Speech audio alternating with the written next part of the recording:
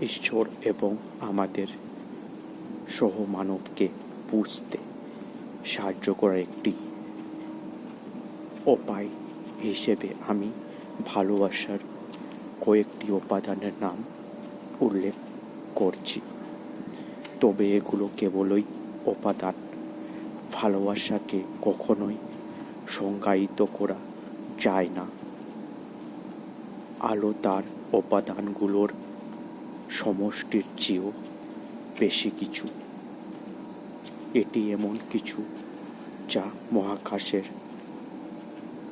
দ্যুতি ছাড়াই ও উজ্জ্বল হয়। আর ভালোবাসা তার সমস্ত উপাদানের সমষ্টির চেয়েও অনেক বেশি কিছু। এটি জীবন্ত, স্পন্দনশীল,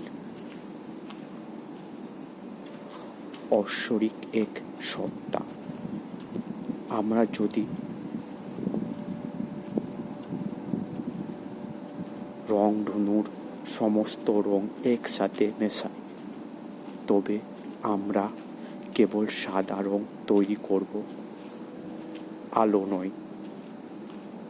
একইভাবে আমরা যে সমস্ত সদ্গুণের কথা বলছি সেগুলোকে একত্রিত করলে আমরা হয়তো সদ্গুণী হতে পারি, কিন্তু তার মানে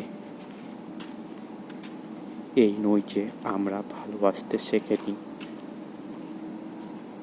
তাহলে আমরা কিভাবে ভালোবাসাকে আমাদের হৃদয় নিয়ে আসব?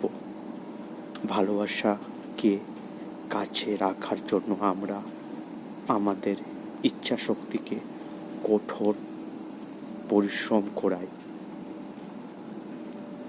যারা ভালোবাসতে শিখেছে, আমরা তাদের অনুকরণ করার চেষ্টা করি।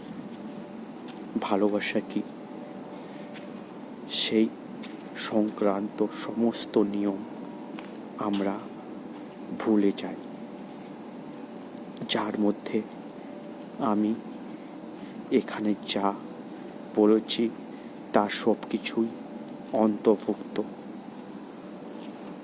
আমরা প্রার্থনা করি, আমরা পর্যবেক্ষণ করি,